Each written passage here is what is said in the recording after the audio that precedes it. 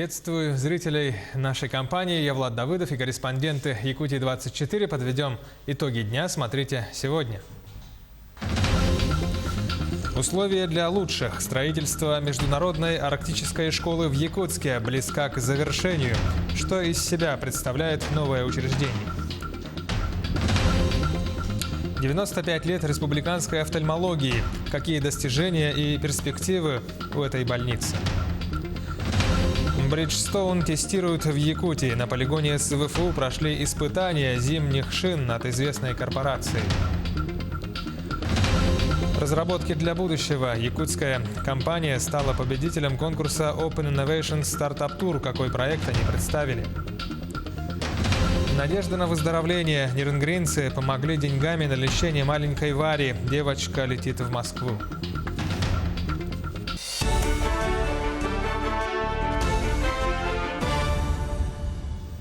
Мост через Лену снимет статус затапливаемых территорий с двух населенных пунктов. Это села Старая Табага и Хаптагай. Они располагаются на берегах реки, где запланированы работы. Об этом сообщил глава республики Айсен Николаев. Он также отметил, что в настоящее время для строительства моста зарезервирован 81 земельный участок в районе Якутска и Мегино-Кангаласского района. Напомним, в ноябре прошлого года было принято предварительное решение о прохождении подъездных путей к мосту вдоль берега, не задевая села Старая Табага. Международная арктическая школа в Якутске примет первых учеников в сентябре этого года. Сегодня глава региона Айсен Николаев посетил это строящееся здание. Строительные работы полностью завершены, и в настоящий момент в новом трехэтажном здании идут пусконаладочные работы. Что будет из себя представлять эта новая школа международного уровня? Репортаж Ульяны Шагиной.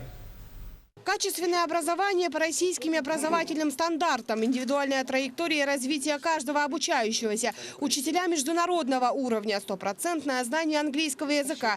Такие цели ставит перед собой новая школа в арктическом измерении. Стандарты здесь должны быть сделаны как под лучшие школы страны и мира. То есть мы реально хотим, чтобы эта школа стала одной из лучших школ нашей страны. Еще одно образовательное учреждение в регионе, построенное в рамках государственно-частного партнерства. Сегодня строительные работы завершены здесь на 100%. После сдачи объекта, получения образовательной лицензии и укомплектования школа уже 1 сентября встретит своих первых учеников. Двухэтажное здание в 7,5 тысяч квадратных метров вмещает в себя более 220 учеников. В каждом классе установлены интерактивные доски, суперсовременный планетарий с 4К изображением, а также бассейн. В общем, здесь созданы все условия для комфортного обучения и проживания учеников.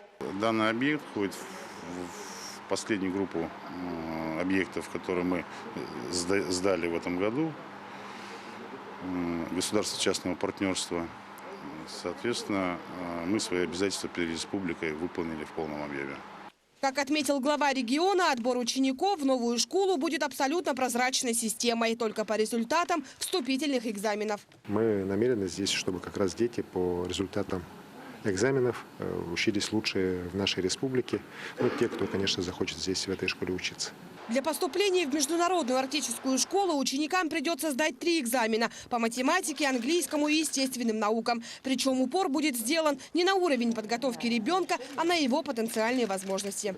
И сейчас мы уже будем производить такой кадровый действительно отбор. И уже с лета наши педагоги приступят к своей работе. Обучать детей будут высококлассные педагоги не только российского, но и международного уровня, носители своих языков. Именно поэтому обучение здесь будет не только одним из самых сложных, но и самых интересных. Наша задача – это отбор одаренных детей. Напомним, что тестирование, организованное еще в прошлом году, было пробным. Настоящие отборочные испытания пока для первого набора в 7, 8 и 10 классы начнутся этой весной. Информация об этом для всех родителей будет известна в общедоступном формате. Ульяна Шагина, Семен Семенов, Якутск. Айсен Николаев поручил усилить санитарно-карантинный контроль, чтобы не допустить распространения коронавируса. Процедуру будут проходить пассажиры международных и внутренних рейсов, прибывающих из Китая, стран Юго-Восточной Азии, городов Дальнего Востока и Сибири. Кроме того, глава республики дал поручение установить двойную систему контроля.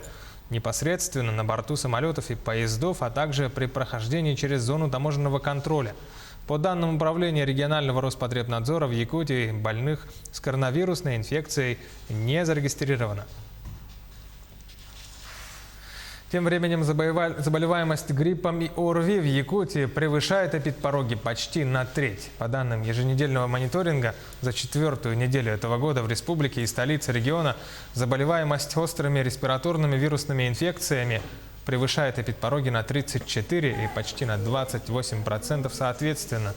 Об этом сообщает пресс-служба Управления Роспотребнадзора по республике. В настоящее время ведется ежедневный мониторинг посещаемости детьми детских садов и школ. К слову, при превышении 20% уровня заболеваемости ОРВИ гриппом приказами руководителей учреждений приостанавливается учебно-воспитательный процесс. Частичный карантин ввели в школах Мирнинского района, также из-за ОРВИ. По последним данным Роспотребнадзора, от занятий освобождены 8 классов в 2 учреждениях. Это 4 класса в 12-й школе города Мирного и в 23-й школе поселка Айхал. Мониторинг посещаемости в школах и учреждениях доп. Образования, детских садах ведется в постоянном режиме. Значит, мы на контроле держим ежедневно, еженедельно, то есть нам предоставляется информация о закрытых учреждениях, либо частично классов. Вот в настоящее время у нас, значит, приостановлена работа 4 классов, это, значит, поселке Айхал, это СОШ номер 23, ввиду того, что в данном учреждении именно в классе превышен порог заболеваемости, свыше 20%. 95-летие в этом году празднует Якутская республиканская офтальмологическая больница. В прошлом году офтальмология не только обновила оборудование, но и открыла свой центр неотложной помощи. Сейчас в возможностях больниц не только проводить экстренные операции, но и диагностировать, а также предупреждать патологии среди взрослого и детского населения. Материал Саргаланы Неустроевой. Еще в прошлом году неотложная помощь базировалась всего в 2 кабинетах для врача и медсестры. Теперь в штате нового центра насчитывается 11 врачей, 4 медсестры и 4 санитарки, а также 8 кабинетов для оказания любого вида медицинской офтальмологической помощи. Центр неотложной помощи у нас приехал в прошлом году, летом. Мы уже базируемся в этой здании. Есть новое здание, во-первых, улучшило условия работы. Мы оснащены по стандарту, по всем оборудованиям. Лично мне сделали хорошую операцию, и вот катаракта у меня была на оба глаза. Сейчас я очень хорошо вижу. Вот я с мужем хожу, вот он сейчас тоже пришел, ждет врача. Думала, ой, там в очередях буду сидеть. Абсолютно, совершенно заранее. Я приехала в город Вилюйск по договоренности. Ну как, очень приветливо встречают, на девчонок я не в обиде вообще. Разговариваю тут с больными, ну тоже все хвалят. Ну все хорошо, нормально. Зачем за пределы ехать, когда тут у нас свои специалисты есть хорошие. В настоящий момент за одни только сутки врачи-неотложки оказывают помощь порядка 30 пациентам. И это только в зимнее время. Как отмечают специалисты, в летний период число тех, кому требуется медицинская помощь, возрастает до 60. Факторов для этого немало. Начало строительных работ, инфекционная активность, а также травмы, связанные с активным отдыхом. К нам обращаются пациенты с острыми болями, с острым нарушением зрения, также травмами. Избежать от травмы можно только соблюдая технику безопасности, значит носить очки обязательно, от воспалительных, но одеваться потеплее. Однако не только летнее время становится опасным для нашего здоровья. Как признается врач-офтальмолог детского кабинета, возраст заболевания глаз становится моложе с каждым годом. Если раньше банальная близорукость считалась болезнью подростков, то теперь в кабинет врача-офтальмолога все чаще приходят малыши. Причем врожденные редкие патологии на фоне недоношенности или заболеваний матери медленно, но верно становятся закономерностью. Когда спрашиваешь, почему, в чем причина снижения зрения, которое было прекрасным в 2-3 года и так дальше, да, Выясняется, что мобильные телефоны, современные гаджеты, планшеты, которые заменяют сегодня часто нянек, очень удобные в быту, но дети на этом очень сильно расстраивают свое зрение. Потому что это и напряжение для глаз, это, в общем-то, напряженная поза, это у нас идут проблемы с позвоночником, с шейным, грудным отделом позвоночника, и отсюда вытекают эти последствия. Несмотря на неутешительные прогнозы, предупредить заболевания глаз все же возможно. Основным способом, так же как и годы назад, является обычная зарядка не только глаз, но и всего тела. Активный образ жизни и ограниченное использование гаджетов – все, что необходимо делать для профилактики. Саргалана Неустроева, Джилус Анакетьев, Павел Пахомов, Якутск. Число ипотечных договоров под 2% на Дальнем Востоке приближается к 1000. Больше всего заявок приняли от жителей Приморья, Хабаровского края, Бурятии и Якутии. Общая сумма составила порядка 3,5 миллиардов рублей, сообщили в Агентстве по развитию человеческого капитала. О введении льготной ипотеки для жителей Дальнего Востока сообщил президент страны Владимир Путин в сентябре прошлого года на Восточном экономическом форуме. Эта мера нужна для того, чтобы привлечь молодежь в регион, где складывается сложная ситуация с молодыми квалифицированными кадрами. 10 жителей Алданского района смогли начать собственное дело благодаря господдержке. В рамках контрактов, заключенных между гражданами и Министерством труда и соцразвития, люди получили денежные суммы. С получателями такой адресной помощи встретилась наш корреспондент в Алдане Татьяна Вахнина. Массажный кабинет под названием «Нежный лотос» отметил первую серьезную дату – месяц со дня открытия. Начать собственное дело Лидия Павлова и Кристина Останина смогли благодаря государственной поддержке. В рамках социального контракта они получили финансовую помощь на развитие дела. В прошлом году девушки прошли обучение, разработали проект и заключили договор с управлением соцзащиты. Составили бизнес-план, собрали все документы, нам быстро соцзащита ответила. 1 ноября нам уже поступили деньги с министерства. В прошлом году адресную финансовую поддержку получили 10 жителей Алданского района. Соцконтракты заключаются по 2 направлениям. Это развитие частных подсобных хозяйств и расширение рынка социальных услуг. Подавляющее большинство держателей контрактов проживают в сельской местности. 3 контракта в 2019-м были заключены с жителями города. Данный вид помощи в основном направлен для самозанятых граждан, то есть которые хотят чем-то непосредственно сами заниматься для выхода из трудной жизненной ситуации. К слову, Лидия и Кристина не знали о данной мере поддержки самозанятости. О социальном контракте Лидии рассказала двоюродная сестра, проживающая в селе Хатыстыр. Договор с соцзащитой она заключила годом ранее. Да, у меня двоюродная сестра открыла парикмахерскую в Хатыстыре. И мне тоже посоветовала. Я думаю, мне это лишним не будет. Думаю, салон нужен городу. Дело Лидии и Кристины только начинает становление. Сейчас массажистки нарабатывают клиентскую базу. Как показал первый месяц работы, среди их клиентов больше женщин. Массаж востребован у людей от 25 лет. Подавляющее большинство алданцев обращаются к девушкам с проблемами шейно-воротниковой зоны. В будущем девушки планируют осваивать новые виды массажа, а также сделать свои услуги доступными жителям отдаленных поселков. Татьяна Вахнина, Сергей Шипачев, Александр Лукин, Алдан. Реализация проекта строительства мусорного полигона в Якутии начнется в 2021 году. При этом подготовительные работы на площадке будущего комплекса запланированы уже на конец текущего года. По приблизительным подсчетам, сметная стоимость строительства первого этапа составит более 927 миллионов рублей, а общая стоимость объекта с учетом всех этапов строительства более 1 миллиарда 700 миллионов. Отмечается, что период бесперебойной эксплуатации нового полигона 25 лет с учетом резко континентального климата Якутии.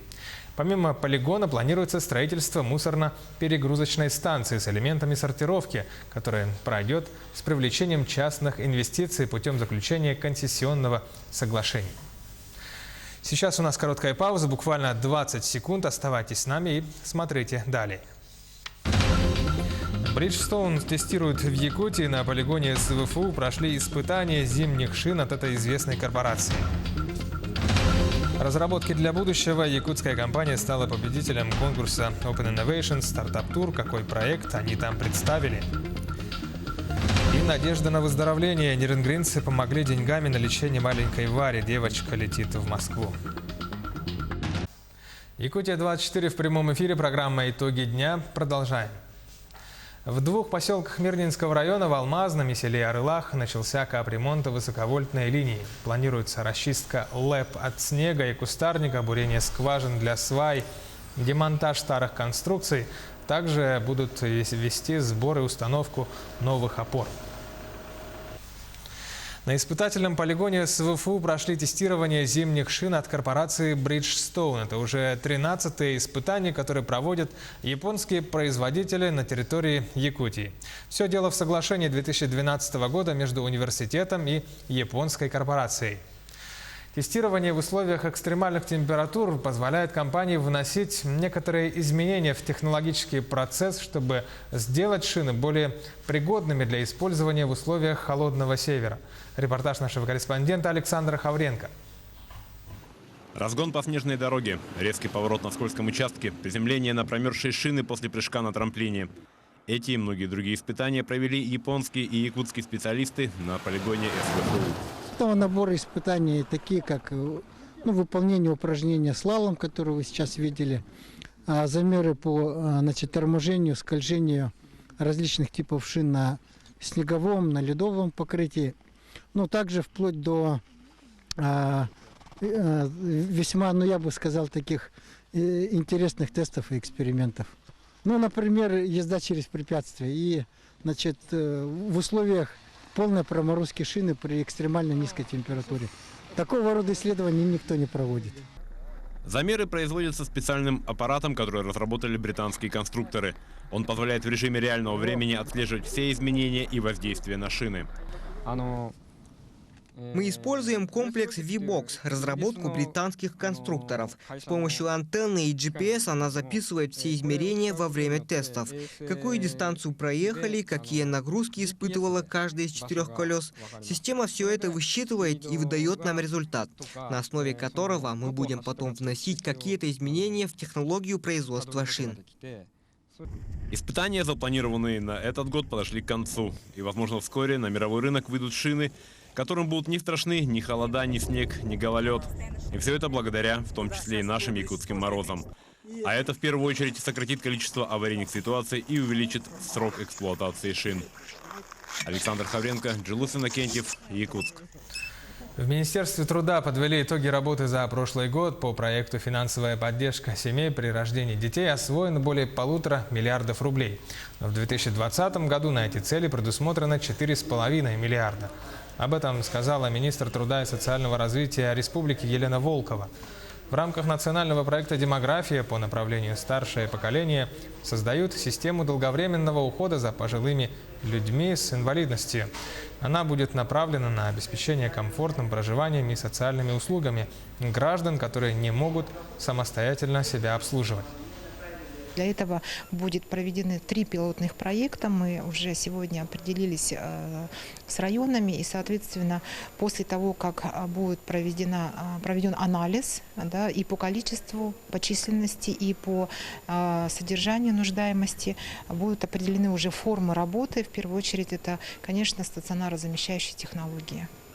Якутская компания «Кинестетика» стала победителем дальневосточного этапа конкурса Open Innovation Startup Tour по направлению биотехнологий в медицине и сельском хозяйстве.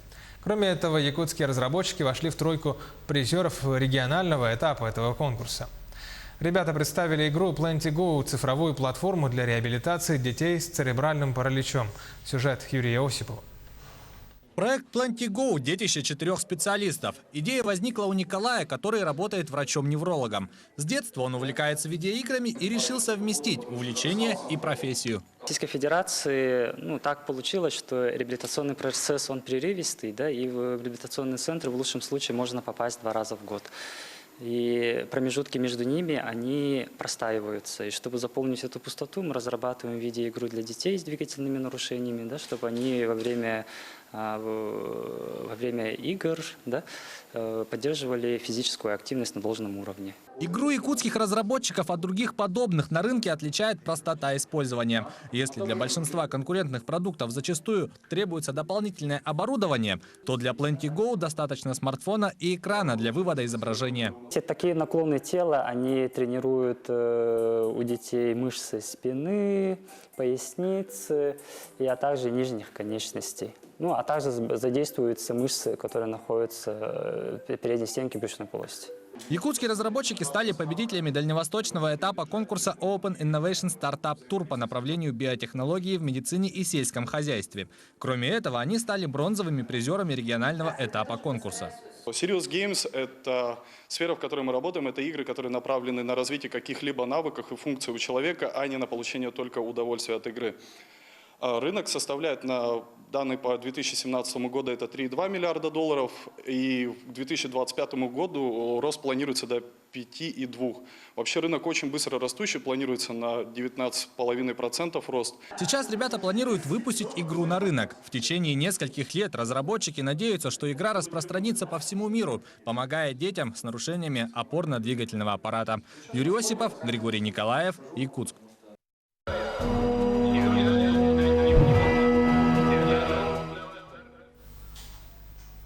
Участники и инвалиды Великой Отечественной войны в Якутии получат по 100 тысяч рублей в связи с 75-летием годовщины Великой Победы. Указ подписал глава региона Айсен Николаев. Также единовременные выплаты в размере 30 тысяч рублей получат вдовы погибших участников Великой Отечественной войны, люди, награжденные знаком жителю блокадного Ленинграда, а также бывшие несовершеннолетние узники концлагерей. Также вдовам умерших участников Великой Отечественной войны выплатят по 20 тысяч рублей, ветеранам тыла по 10 тысяч. Помимо этого, дети Великой Отечественной войны, граждане, не достигшие совершеннолетия на 3 сентября 1945 года, получат по 3 тысячи рублей. Торжественное мероприятие, реставрация памятников, введение новых социальных мер поддержки участников Великой Отечественной войны. Ленский район таким образом готовится к памятной исторической дате. Подробнее Анна Кожевникова.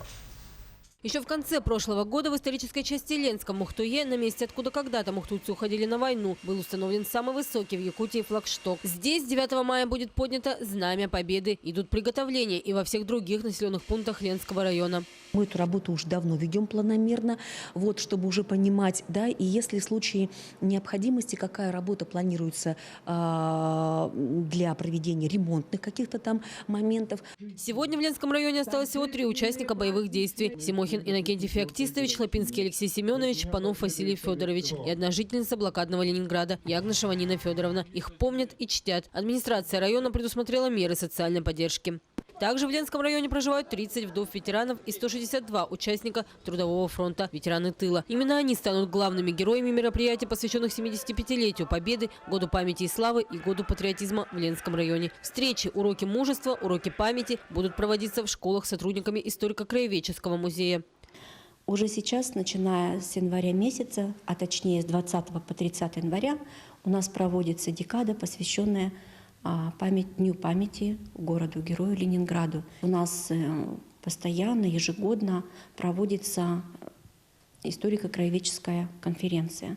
У нас одна из 5 секций посвящена, это у нас секция родословия, посвящена именно юбилейной дате. Участники смогут рассказать о своих предках, спасших страну от фашистских немцев. Заявки принимаются до 20 марта. Помимо этого пройдут и еще несколько декад в феврале, мае, ноябре и декабре. Все они посвящены памятным датам и, конечно, им, героям. Самыми грандиозными станут мероприятия в День Победы, 9 мая.